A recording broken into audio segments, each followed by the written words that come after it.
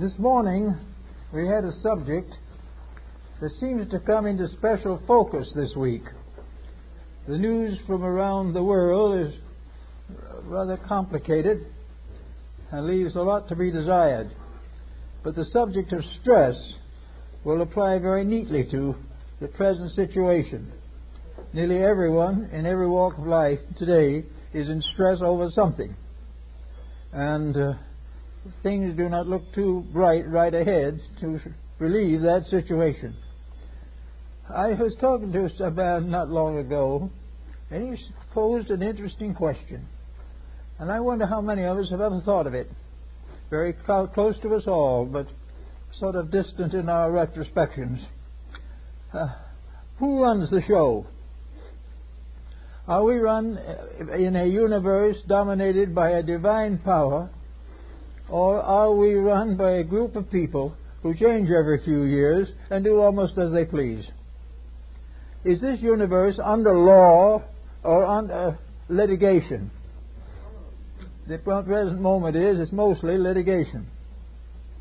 Are we really a people with a creed, with a code, with a morality and an ethic?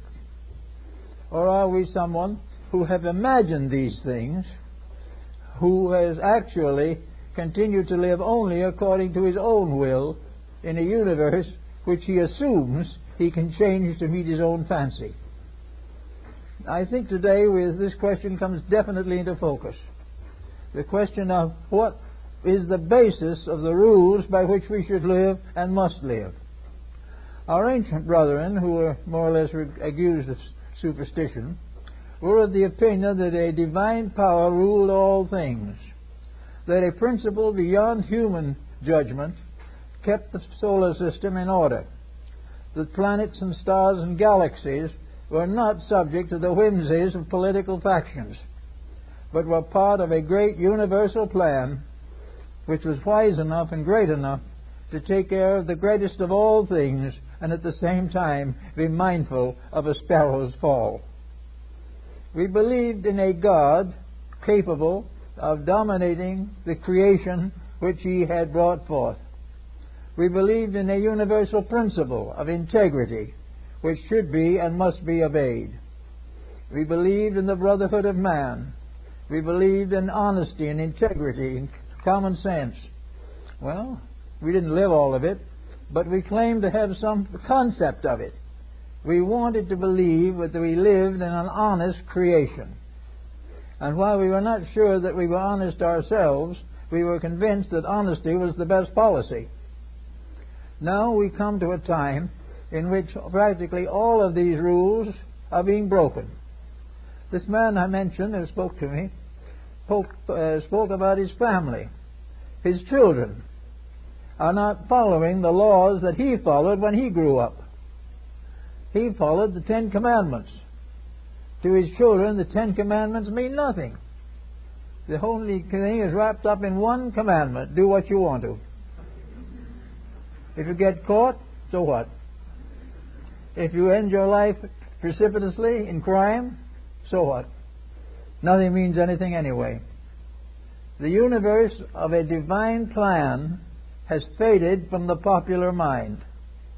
And in its place we have something that is in trouble all the time. Now, if it was true that we could live in a soulless world and be comfortable and happy and cheerful and cooperative and honest, it might be worth contemplating. But all we are getting out of the present system is trouble. We are getting narcotics, we are getting all kinds of venereal ailments, we are getting morality down to nothing. We are losing all integrity in government and in policy and in the professions. We are in terrible trouble, and yet we insist that there are no laws or rules that have to be obeyed to stay out of trouble. We talk about them. We say that an individual should be honest, and another one will say, well, as honest as he can be under existing conditions. And conditions are so bad, he's not very honest. So we have a problem here of a dishonesty that is not working and an honesty that has been rejected. We are very much troubled in the restoration of certain religious values. We believe in this principle of religion and morality. We have inherited from the past several great religions, and most of those who have followed those religions honestly and honorably have been decent people. We do not know now which way to turn. Is there a religion? Are they all superstitions? Is there nothing real but the desire for wealth and honor? Is there nothing that is rewarded except prosperity? If these are the rules of things, we better take another look. Because unless we have inherited an integrity, we've got to create one. We cannot go on like this. We cannot go on breaking every rule of proper living and enjoy prosperity and security and look to a good future for our children. So the problem comes right down to our front doorstep in the problem of modern stress and strain. We are under stress all the time. An individual who lives contrary to his own integrities is always under stress. An individual who has no integrity at all to live with, he's under still worse stress. For stress has something to do with honor, and honor has something to do with an integrity at the source of things. If there is no right at the source of life, then all integrity is foolish. Or, perhaps under those conditions, we should settle down and try to create an integrity. We have to have it, and it looks very much as we go back over the pages of history that we had it when we were born, that we had it when our ancestors were born, and that we've had it since the beginning of time. The only problem with this is that this integrity interferes with the profit system. It interferes with the irresistible impulse to dominate somebody. And in military and political matters, the almost inevitable pressure to conquer the world. Now we look back and see that from the beginning of things, we had some ambitious people. We had a few who were deciding to do the best they could for themselves at the expense of everybody else. One of the first we have of that particular category was Alexander the Great. He was considered fairly great, although he on one occasion said he would give up all his greatness if he had the vision of Aristotle. But anyway, Alexander went out to conquer the world and died under the walls of Babylon in his 30s. Died of dissipation in a world that conquered him with every fault and vice of his time. The great conqueror faded away to nothing.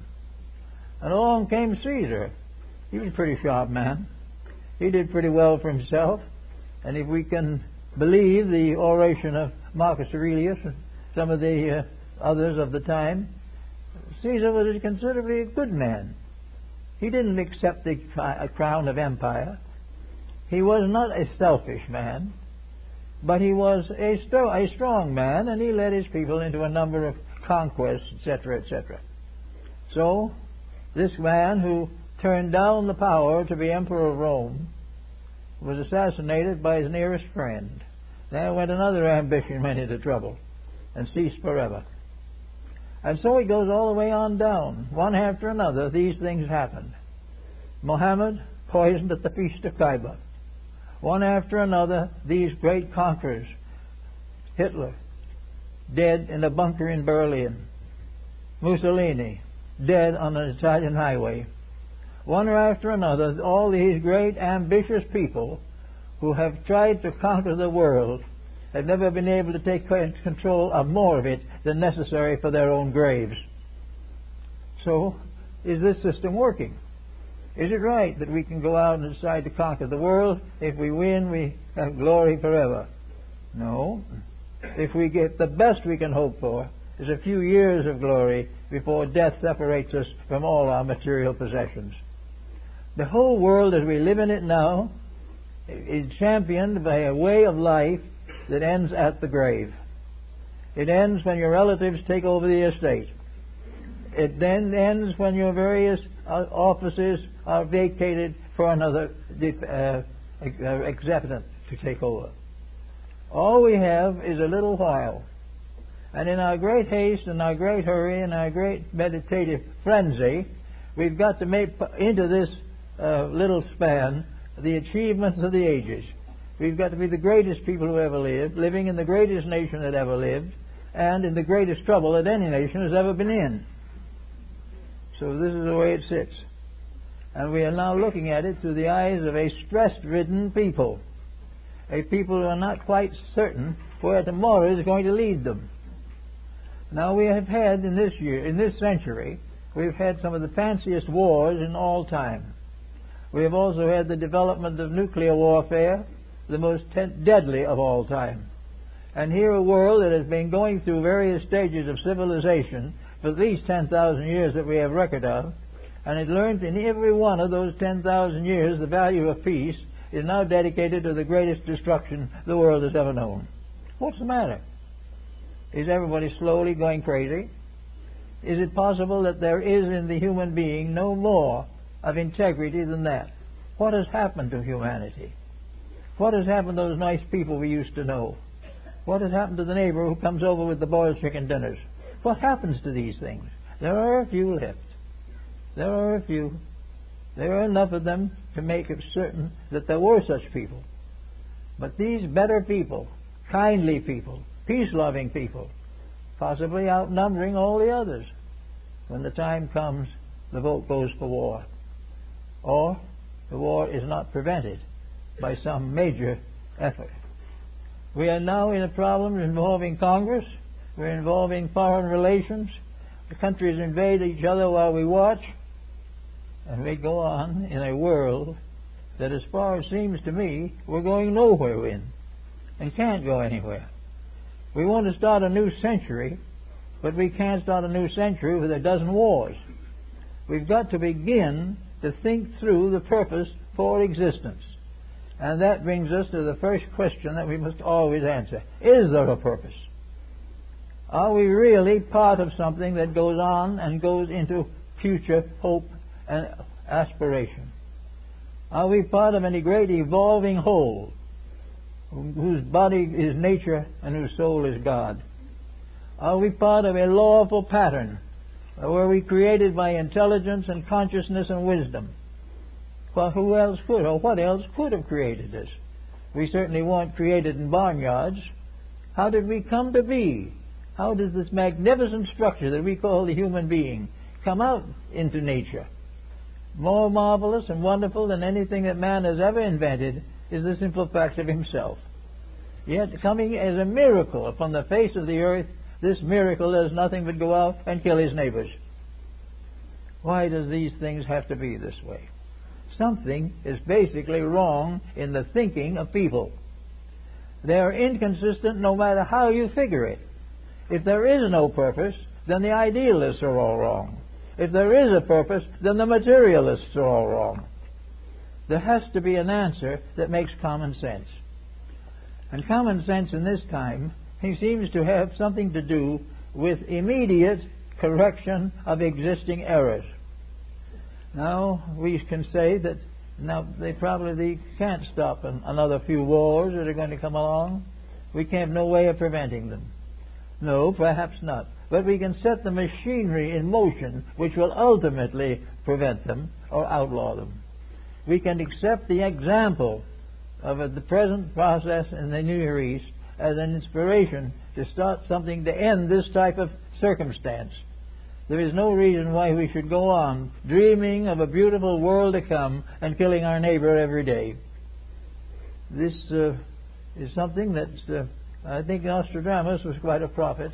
He pointed out that before the end of the 20th century, which is coming up, 21st century, by the way, there would be a great upheaval, a final decision, a weighing of conscience, peace versus war, conquest versus gift, nobility versus selfishness. There would be one great battle for integrities, and this battle would be won by integrity. And that will be won because, looking around, people can gradually come to see there's nothing else that'll solve anything. There is no substitute for honesty.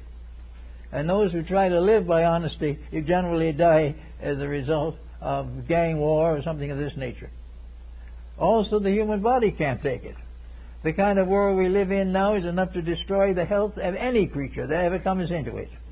The only ones that are really safe now are the ones that are so far off in a glacier somewhere that we haven't found them yet.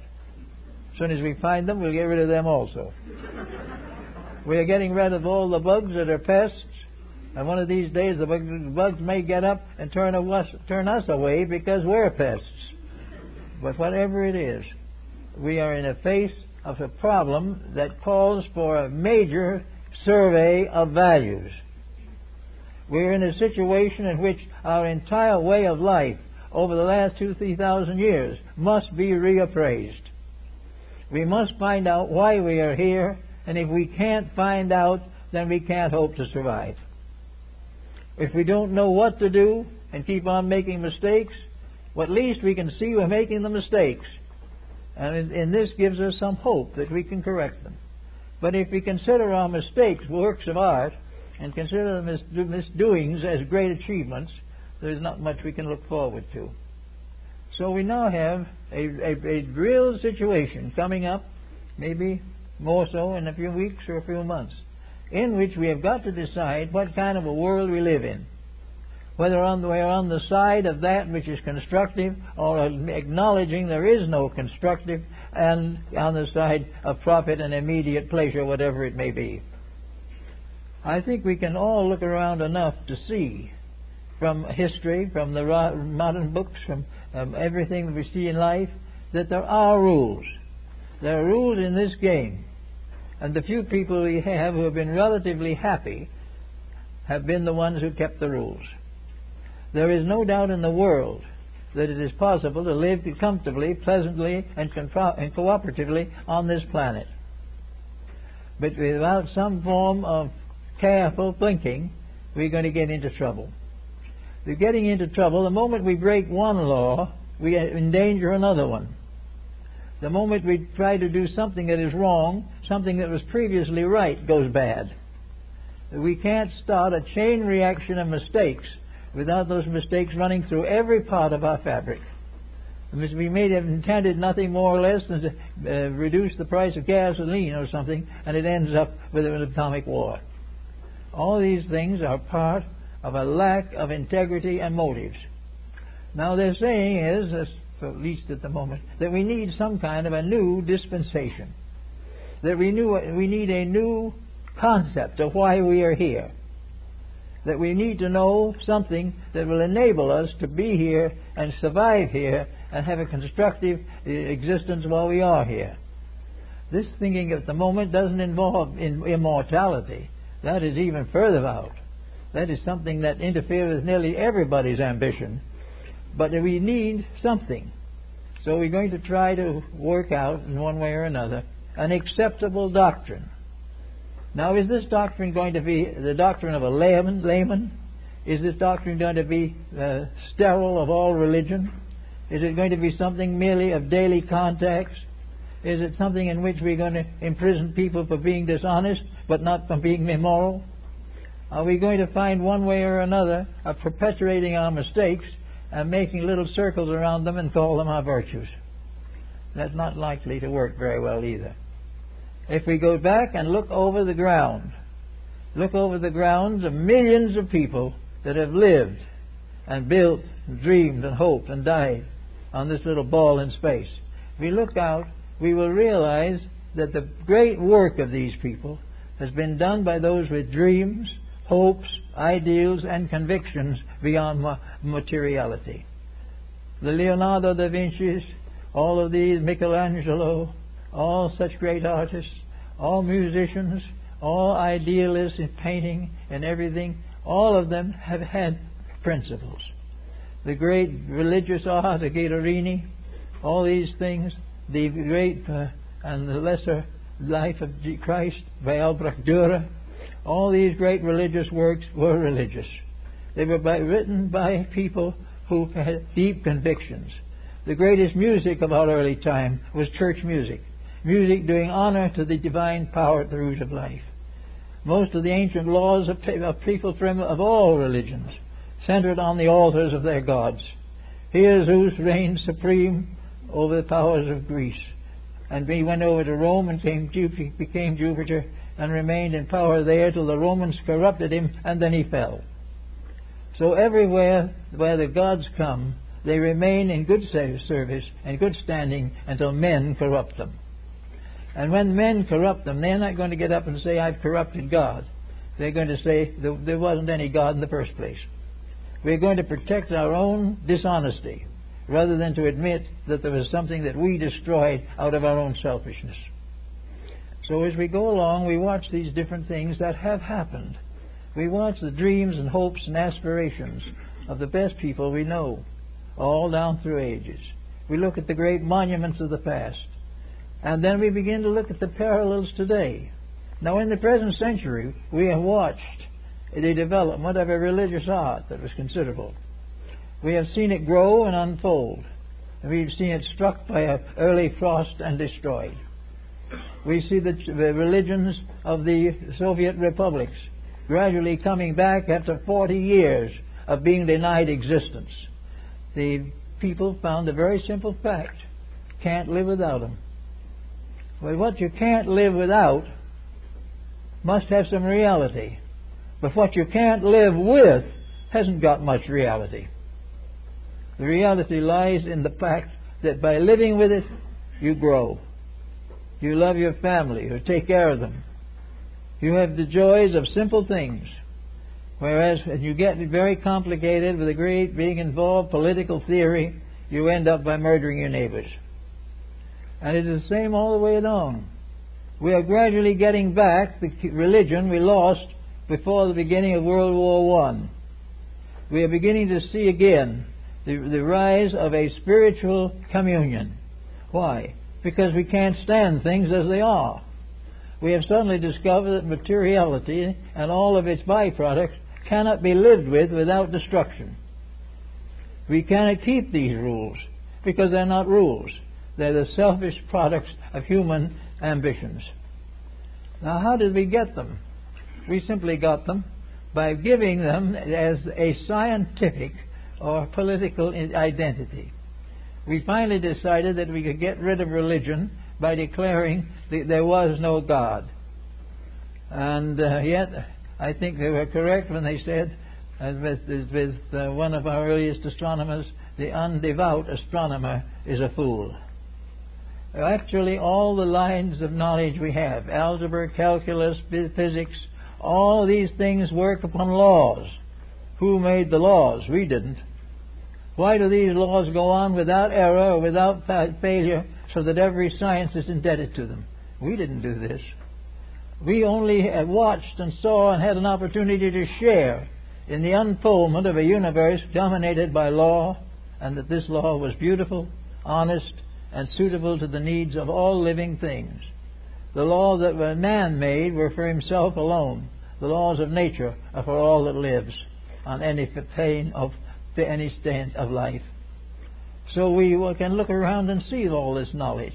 We can see the political system, the shape that is in. That is where we have made all the laws of politics. But in the universe, the universal government is part, as Plato has so clearly pointed out, of a divine hierarchy of orders. There is a perfect government in space, and we haven't had sense enough to copy it. We have tried to improve on it by taking away the morality. The thing that always worried us was good and evil. We had a suspicion that if we were good enough, we couldn't be evil. And if we couldn't be evil, we wouldn't be rich. There's something very serious about that. And even if we weren't rich, we wouldn't be famous either. Always the universe had to be built around what it would do for us, regardless of what it did do, what it could do for itself and all living things that have come and must come in the future. So we have here now a problem of reconstructing something to live by. Reconstructing a way of life that will bring nations together in leagues that hold, that will make it possible for those of different faiths to abide together. It is not necessary to call everyone who doesn't agree with you an atheist. It is not necessary to declare that you and you alone can be right in everything. But there is opportunity to create some kind of a world pattern of, we might call, morality and ethics and religion and philosophy. We are outgrowing the confusion. We can no longer live with it. It is no longer suitable to us. And yet if we don't do something about it, we're going to die of it. We look around us and we find millions of young people in our civilization, young people who can't read and write. We look around and we find many institutions which are there simply because they didn't have sense enough or didn't have courage enough to stay by their principles. Everywhere we see people suffering from a kind of ignorance that you wouldn't think an average farmer would tolerate. Ignorance of right, ignorance of principle, ignorance of honesty and honor, moral ignorance, all these things. Where do we live in a world which we boast has more universities than it ever had before and charges more to get into them? We can't see too much for the academics record, but they're good in the athletics, no question about it. And they are giving us this product. They are giving us a world in which people are being graduated as people are not fit to fit the world into a world that is not fit to receive them. So I think this is a problem in stress. The stress being some way of changing this pattern, some way of getting things back in circulation properly, so that we're not going to be in this problem forever. Well, several people are trying it. Here and there someone is succeeding fairly well. But now comes another problem. When you come to trying to clean up a bad mess, you may run against something else. You may run against the fact that the cleaning company is also in the mess. You may find that they find their unnecessary profits in cleaning up messes. That even ulterior motives reach even into the corrective methods. The right motives are very hard to find. When we find something we need for our health, we have to be careful that the moment it is known to be helpful, it is not exploited. So every change is exploited. Every thought is focused upon one thing, profit. Well, look at how it took theatre nearly 300 years from the time of the Shakespearean theatre in England to the present time to get a theatre so bad that we can't hardly stand it. The English theatre was immoral in the extreme, and only the nobles who had private theatres were able to produce good plays. Today we have a motion picture television programming that is not fit to be seen. It is not doing anything for anybody. It's doing only one possible feature, and that is profit, and that is falling off, and that has everybody miserable. Why don't we face into some of these things? Here we are praying for world peace and sending out another order for munitions. Here we are trying to get to live together better, trying to conquer each other's oil supplies. Everything goes the same way, talk, down, nothing happens. So we've got to do something to find out why it doesn't happen. Now most people, average people, are basically inclined to be decent. They would like to do things right. They would like their children to be decent. They'd like to have all the things that they might have had in education and hope, but which were denied to them by an economic system that enslaved them. So there is a great number of people who would like to do it right. Now, there's a way of helping them to do this right. We have in the world today about, 6.25 billion people. Of that 6.25 billion, better than 3 billion are religion-oriented. That means that for these people, the spiritual value is the basic reality. Now, this doesn't mean that there are all or any of them living it, but it means that they are susceptible to the influence of religious thinking. They're susceptible to being brought into harmony with the reality of a divine good at the source of life. Over 3 billion here in this planet believe in God, and probably considerably more, not listed, but in fact, actually in the silence of themselves have the same belief. The belief in God is probably the largest singular belief that we have. It is a belief, however, which has produced comparatively little result, because if it was honest, it was hurt, it was injured, it was persecuted, and if it was dishonest, it simply added to the general mass. But there is a great nucleus of people who believe in realities, and believe that these realities are spiritual. And they believe also that these realities must be lived if we want to get out of the mess. We're not going to get out of the mess until we stop being selfish. Until we stop being egotists, combative, and competing with each other for the last nickel. We're not going to get out of any mess until in our own hearts the greater good controls our conduct. And we're not going to find a motive large enough for that unless we realize that the divine plan itself has given us a universe which will reward those who deserve it and will punish those who lack morality and ethics. These things we have to face now, because there's another century coming. Another century, and it doesn't look so good at the moment. It looks like more wars, more trouble, more conflicts, more people biting at each other. Why? Because there are certain false values that will not die. And among these false values is personal profit. Personal profit and personal aggrandizement. The individual wishing to be important finds it easier to be important by being rich than by being intelligent. People who believe in getting some kind of fame are not too particular how they get it. They would like to be honest, but whichever acts they make or actions they conduct by means of which they get a cheer is more important to them. Little by little, all these things are coming to a head.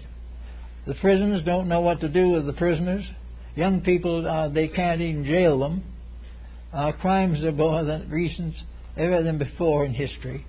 Everything is out of hand, and there's nothing going to help it unless something puts it back in the hand. And you can't put it back simply by passing laws. This idea of passing laws is no help. You've got to put it back in hand by helping people to understand the integrities of life. You've got to change your educational program to show people how nature itself is working day and night to help to protect us, and we are personally tearing down every protection that nature provides. We've got to realize that everything in the universe is working for good except us, and we're working for profit, and all we're getting is loss. So we have to begin to think a new philosophy of life, a new philosophy of ethics, a new philosophy of morality. We don't have to go back to the superstitions of the past, but we certainly have to go forward from the superstitions of the moment, which are wealth and fame. We need everyone to work to build an idealism that we will commonly accept as a common heritage. We had that in the old days in the Mosaic Code, the Decalogue, the Ten Commandments. We had a little addition to it with very valuable thoughts when we had the Sermon on the Mount. Every nation has had these codes. There is a place in Jerusalem where the equivalent of the Ten Commandments in practically all the nations of the world is on exhibition. There are also all over proofs that every nominal religion of the world has been ethical, moral, and idealistic in principle. And every one of them has been destroyed by selfishness and misinterpretation. We know, for instance, it says in the Quran that those who do not believe that Jesus Christ was a messenger sent of God, those will not enter heaven. And yet neither the Muslim nor anybody else quotes it much. We need to get an idea that there is a universal religious principle. Then that principle is sustained by the biochemistry and psychochemistry of existence itself. The great religion is sustained by cosmogony, astrology, anthropology, and everything you can think of. There is a great universal reason for everything. And there is also a universal law, a way by which everything can be accomplished that is reasonable. But we've got to begin looking for it. We've got to begin to realize that wealth is not the end. that wealth will leave us all floating around somewhere in space on a dead world, that we can destroy the planet and everything in it with our ambitions, our wealth, and our materialism. But if we want to survive, we've got to do something else. There is some talk about what planet we're going to ruin next. We haven't gotten to it yet, but I don't think we're going to get a chance that way. We're going to have to solve our problem, and we've got everything necessary to solve it. The only thing we haven't got is that inner unselfishness and dedication which is necessary. Now it seems that in this moment and in these periods that the most important thing that education can bestow upon anyone is incentive. It can give the individual a realization of his own place in the plan of things. Education can convey to the average person some concept of the world in which he lives, its history, its destiny, and the various processes through which it is passing. Education can fit the individual for a better life than he has at the moment. But to do this, education must devote itself primarily to the proving of the integrity of the universal purpose. Education must prove to the convenience and to the conviction of many people that the whole great plan of life is the unfoldment of one great doctrine for the salvation of all that lives. This salvation is not necessarily theological, but it is more than that. Salvation means that whatever the divine power is at the root of life, that power is the Savior of all that lives, and that which lives according to that power will never die. We know this from the traditions of our fathers. We know it also from the experiences of today. We see the faults falling on every hand. We see the proud coming down to disaster. We find our great people bound and linked with deformity of all kinds. All these things we begin to see. We see a world in which we cannot find the type of person we think we need. They are there, but they are silent. We can bring them out. And those which are in doubt and those which are now making mistakes will be probably easily converted if we get a solid core for them to work with. So I think that the idea that we have of stress at the moment relates largely to the stress of the effort to solve a problem that is in our very presence getting completely out of hand. It's reaching a point today where it is liable to enter the home of any one of us and destroy everything that we hold sacred. There is no release, no salvation in any of the programs that are being advanced. They are all to pay bills or make new ones. They are all to create new programs for armament or new programs for economic cooperation. What we need desperately is programs for honest human understanding. We need programs leading to brotherhood of man and the fatherhood of the divine power. We are needing programs which help us to work together and not work each other. All these things have to come. And now, I think we're on the verge of something. Don't be surprised.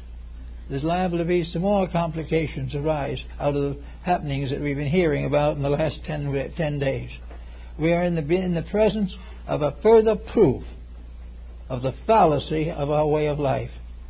We're here to recognize as a fact that all we're doing is sitting here waiting for somebody to kill us, and that we have no realization of our responsibilities to ourselves or to anyone else, that we cannot hope to solve our difficulties by the present method.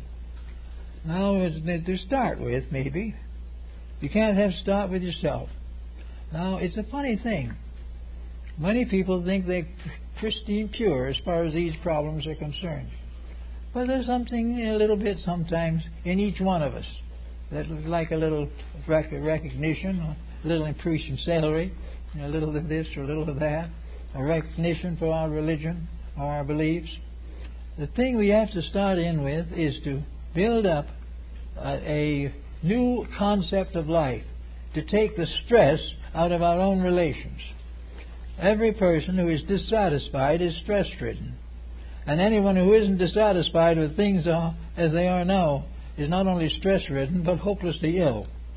This time has come when things have to be markedly improved. And so it comes to the idea that we need a new educational system. Well, we've been thinking of that here a little bit I've been trying to work out some ideas in that matter. But we need something to teach people how to live instead of how to kill each other. We need people who want to share what they have with those who need it instead of taking away from them the little that they have. We have all kinds of knowledge that is necessary to lead ways of peace and integrity. We have all the keys, all the instruments that are necessary to build a cooperative economic educational system which is dedicated to the production of intelligent, cooperating people, to whom the idea of war is naturally abhorrent, but who will not corrupt their personal morals in order to justify a war. In India, there was a very interesting fable. A Buddhist general in the army of the great teachings of the Mahabharata. And he came to Buddha. He said to him, "Lord, I want to be a Buddhist, but I am the general of the army of the Raja. I am sworn to protect him from his enemies, and to protect his estates, and to protect his citizens. Now, how can I be a Buddhist when I have taken a vow to protect him, so that if war comes, I must fight his enemies?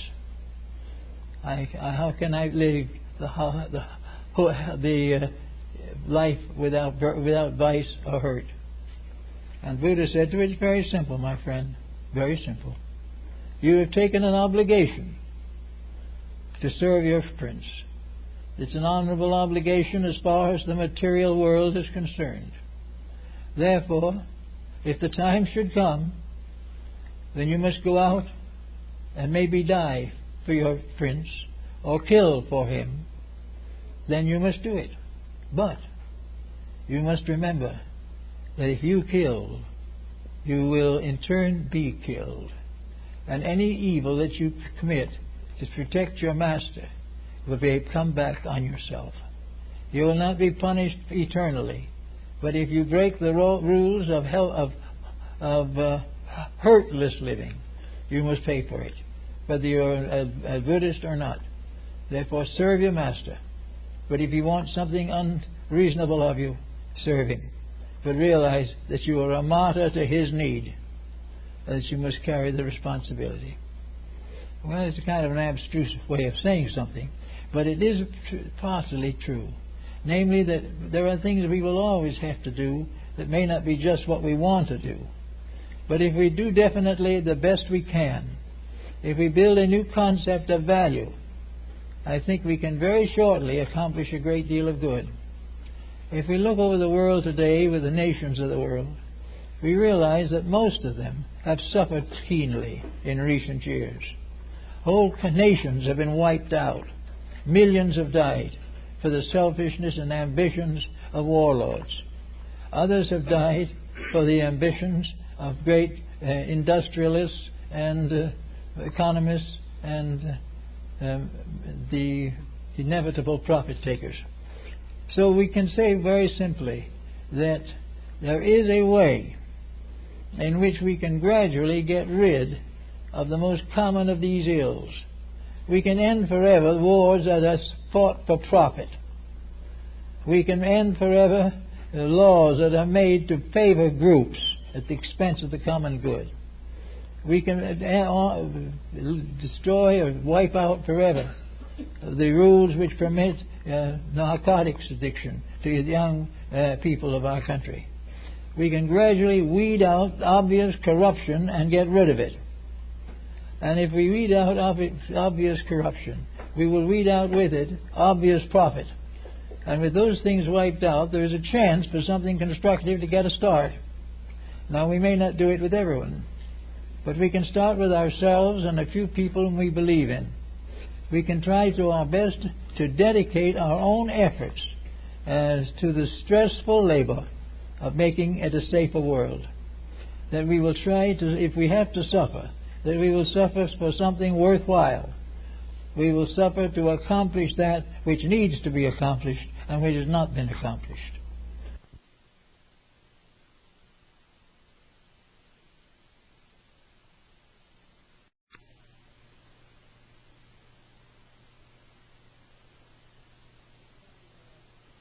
We have to go out and fight for things that are falling apart while we fight for them, and also fight over them. The rules and laws of living are very important. Sometime in the golden age to come, there will be a world code of life. There will be a way of life that is commonly agreed upon by all. And when that day comes, whole groups of people that now are miscellaneously believing will be on their knees giving thanks.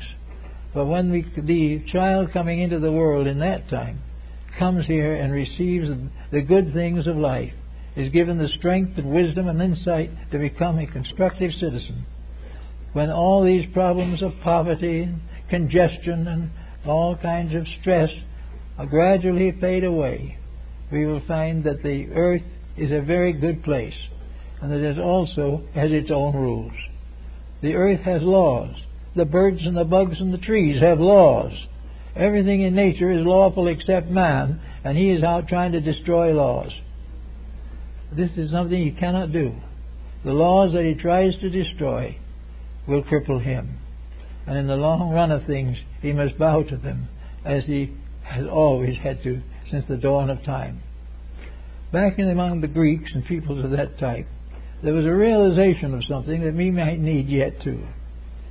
The Greeks were perfectly aware of fact. All the peoples of the world were not going to agree with them on their beliefs. So they established institutions, which they called the mysteries.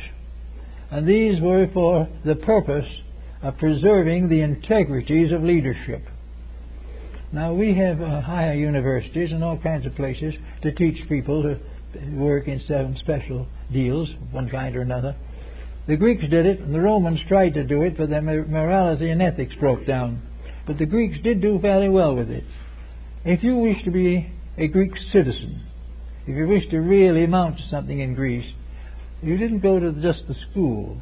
You found yourself a teacher, like Socrates, or Aristotle, or Plato, and you became his disciple for 10, 20 years, as Alcibiades did. And you become a philosopher like your master. And when people wanted help, they came to the philosopher. They came to the individual who had studied these matters. From the philosophers of Greece were selected those who were to serve the various temples, creating what were called the mysteries.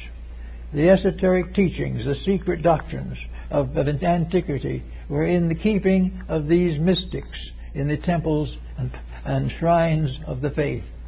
You had to go in and you had to graduate.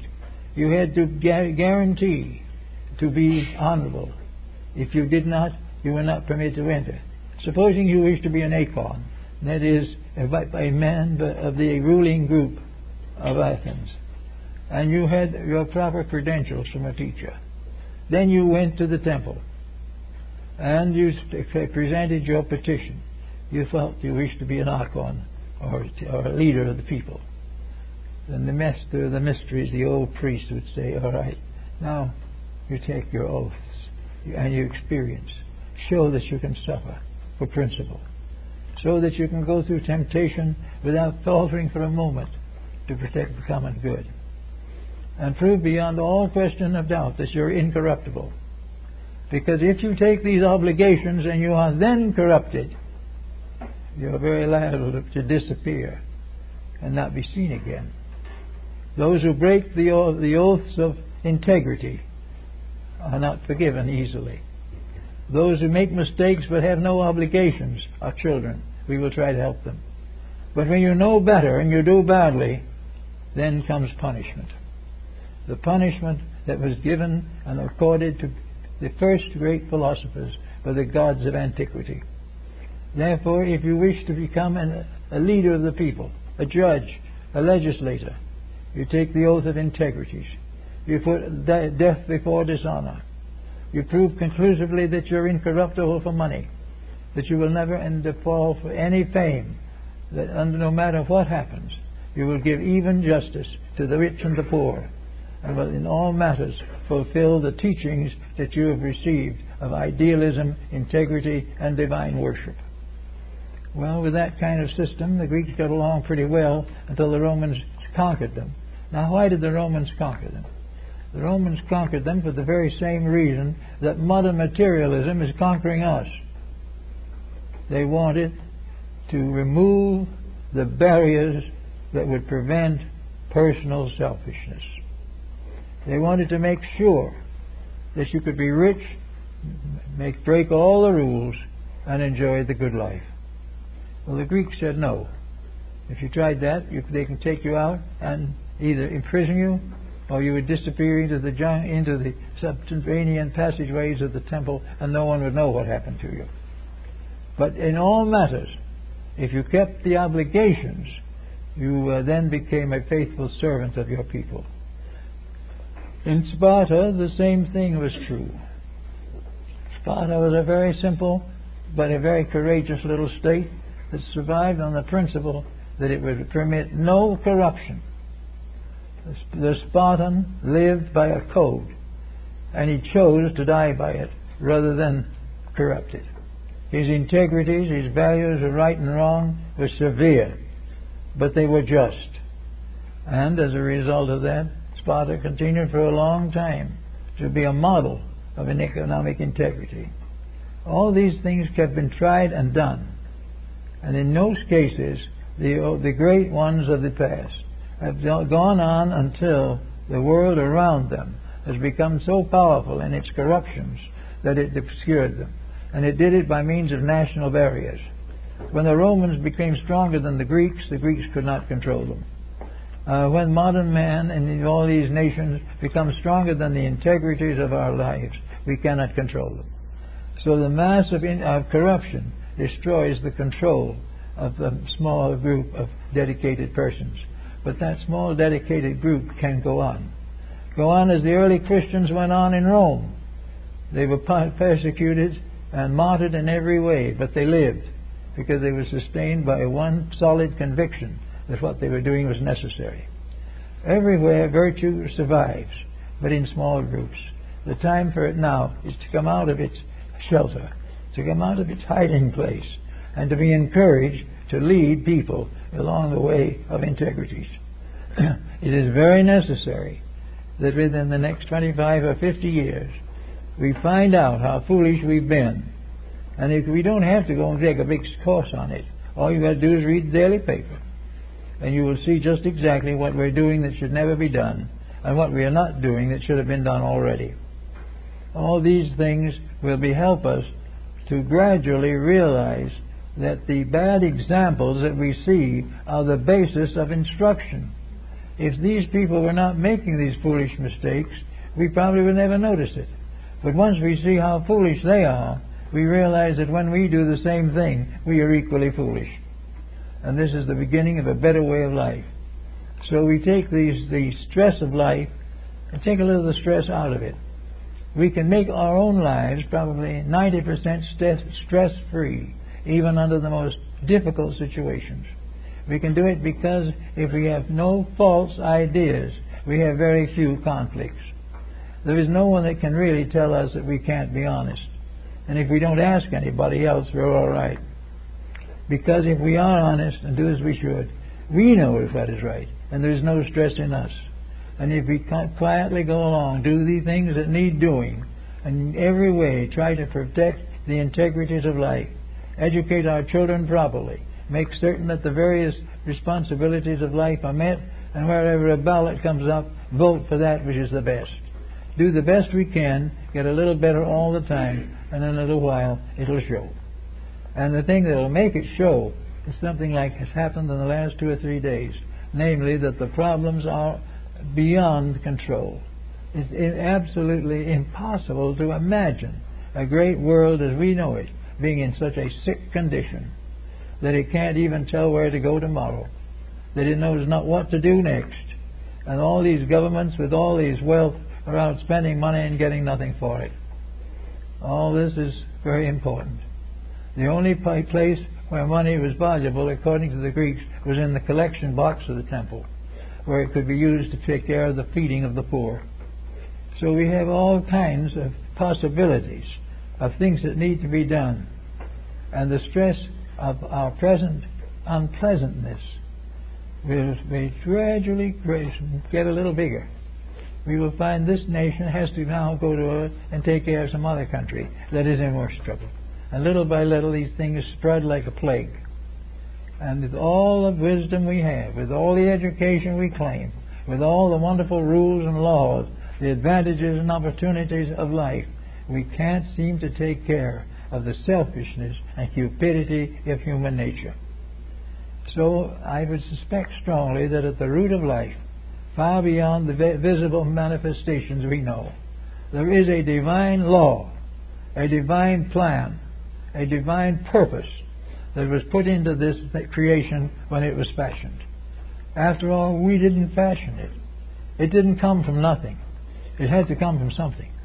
And when it came, it became beautiful. And it was magnificent until we gradually deformed it. But whatever it may be, it's there. And that great pattern of principles is still ready to work for us. And the only way we can have the law keep us is that we have got to keep the law. And we've got to realize that a great principle of good, immutable, irrefutable, eternal, lies at the root of existence. Behind all the worlds and planets and galaxies is an infinite life principle. And this life principle has within it the substance of virtue. And that which is virtuous with the life principle goes on, which is contrary to it is cast off. And we know that somewhere there was a wisdom that created existence, not just our little planet. And if there's something big enough to create existence, it is worthy of our respect. And it is up to us to try to find out how that law would like us to act in the emergencies we face today. This is part of a good philosophy and a good ethics. And education should be devoted to preparing the individual to find the realities of life in which he lives, to discover how to be a good and proper citizen in a good and proper universe. We are all citizens of one state. We are all peoples of one nation. We are all children of one truth.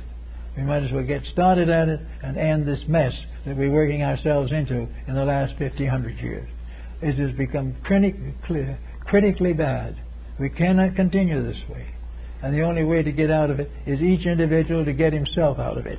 And if he gets himself out of it and straightens out his own life, he will then at least have less stress and be able to cooperate with others when he recognizes that their purposes and their projects are similar to his own. This is a time now when it comes for every good man not to come to the aid of his party, but for every good man and woman to come to the aid of the universal principle which is necessary for our life and survival. Yep.